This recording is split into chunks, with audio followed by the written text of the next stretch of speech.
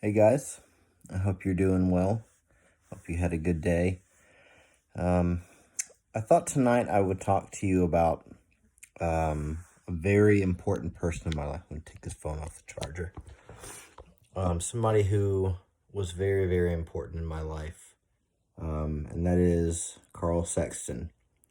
Um, I didn't have a good relationship with my dad.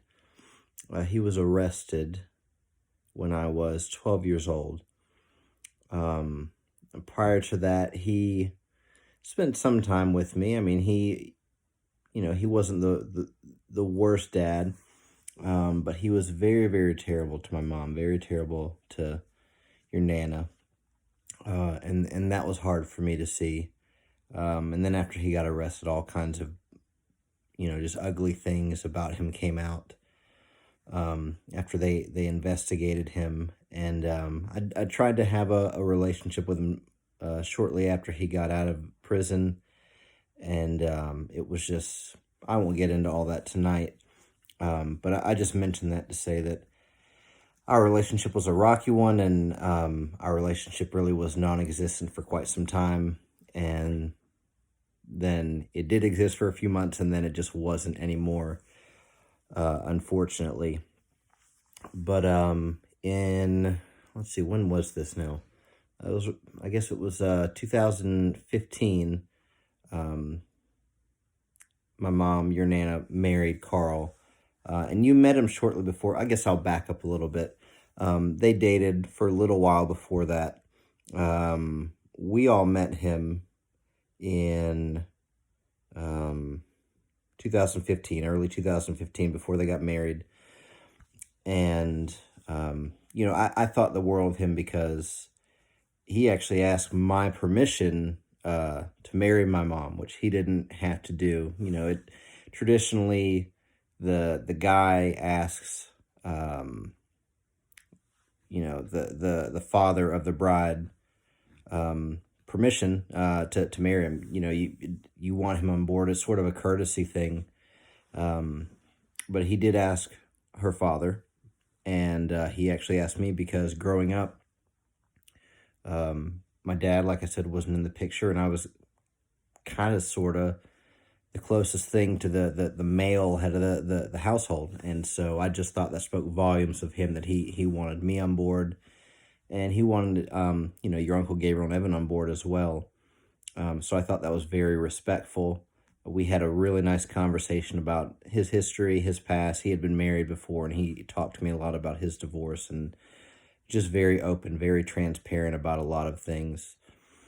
And then they got married about a year later. You guys moved to Hawaii with your mom, and I was just heartbroken. That was a tough time for me. I looked for work in Hawaii, and I couldn't find a decent paying job in a low paying, or a house that didn't cost all that much. So it didn't make sense for me to stay in Virginia. I didn't have anybody there, and so I moved back home for a little while, and I was with Nana and with Karl, and that was good for me because I got to see what a real godly and biblical marriage looks like. I didn't have that growing up. I got a lot of negative examples, but my mom and Karl were just so good to each other. He had such a good sense of humor. I remember, and if you happen to watch one of the sermons, I think I shared maybe a story or two about him. So I don't mean to repeat myself, but some things just stick out more than others. I remember they met on Match.com. They met on a website, and there was a commercial that came on for Match.com, and they were talking about sharing their story. Share your success story. And your Nana said, "Hey, honey, we should really send in our success story." And Karl goes, "Nah, it's all right. I want to make sure this one lasts." And he loved her, and of course it was going to last. But he was just, they could joke about that sort of thing, but there was a lot of comfort knowing that he wasn't going anywhere. He wasn't going to leave my mom, and he wasn't abusive towards her or anything like that. He was very gentle, very kind with her. He was the spiritual leader that he needed to be. He was my pastor. He was her pastor, and the church just loved him, and he loved people that were less fortunate. He loved the rejects, is the best way I can put it. The people in society that had been written off, that others didn't care about. He did a weekly Bible study with men that were recovering alcoholics. Every Wednesday he went and picked up troubled kids. They came from troubled households. He went and picked kids up that they didn't have running water. Their parents would rather, I don't know, I guess a lot of them would rather just spend money on drugs than taking care of their children, unfortunately. And they had a lot of behavior problems. They had a lot of issues, but he loved on them. Sometimes that was, tough love, and they needed that, but he took care of them the best he could. He and my mom ended up bringing in 3 Haitian girls, adopted 3 orphan girls. They were older in life. I think at the time it was like 12, 14, 17, something like that. They were teenagers at that point. And they brought them in. They didn't have a whole lot of money. They weren't rich by any stretch of the imagination, but they did what they could. Every dime that they had, they gave to caring for others. But anyway, it was good for me to see what a godly man is. I think even as an adult, mid-20s, late 20s, early 30s, I struggled with, what it means to be a man, because I didn't really have that growing up, at least not in the home. I mean, I knew, my pastor growing up, I had spent time with him, and he's such a good guy. I still talk to him about once a week. But it was just, it made a world of difference to be older, and appreciate it, and just to be able to observe his character. I heard him preach, and I got to see him practice what he preached. He truly believed it, and I know that because he lived it out. He treated me like a son. I wasn't his son by birth, but he didn't treat me any different than his children. And it breaks my heart because he passed away this past year, and you guys met him once, and Lord willing, we'll be all together in heaven. But there have been times where I thought, man, all the times I wish the kids could have spent with him. But,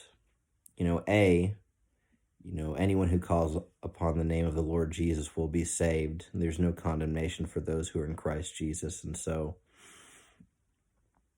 when you become a Christian, when you get saved, you're going to be going to heaven. And so you will get to meet him. But the other thing is, we live on, even if our names are forgotten. We leave a lasting legacy, and that could be bad, it could be good, but for him it was certainly good. And I think there is so much of him in me, his character. I spent a lot of time with him. I admire him greatly, and I think a lot of who he is rubbed off on me. And actually a lot of the books that I have, you'll have to ignore the mess, but a lot of the books you see on these bookshelves, I don't know how well that took, but I got something like 70, 75 books from his library when he passed away. And so I have that from him. I have that to remember him by. But it's more than material things. It's your character. Those things you pass on. And so, yeah, I mean, so in that sense, the people that he spent time with, you pass that legacy on. You pass Christ down. Through your words, through your character, that passes on. And so, yeah, I guess as we spend time together, even though you didn't get to know him, in a sense you will, through spending time with me. But he was certainly a big influence in my life. He loved me. He loved your Nana had a great sense of humor, and if I can think of more stories, I'm sure I will. But I'll probably share those as time goes on when we're together, but also through these videos. Let me think of. Okay, so I've got one more I'll share with you, and then I'll go and end this video because it's it's been going on a little bit longer than some of the other videos. But I remember we were watching TV. You know, good pastors always have. They're just such effective communicators, not just with what they say, but how they say it. Nana is, we'll blame it on the Puerto Rican nature. She can be a very, very loud individual. And I would always tell her that, just like, hey, Mom, inside voice. We're inside. You're not outside. Come on.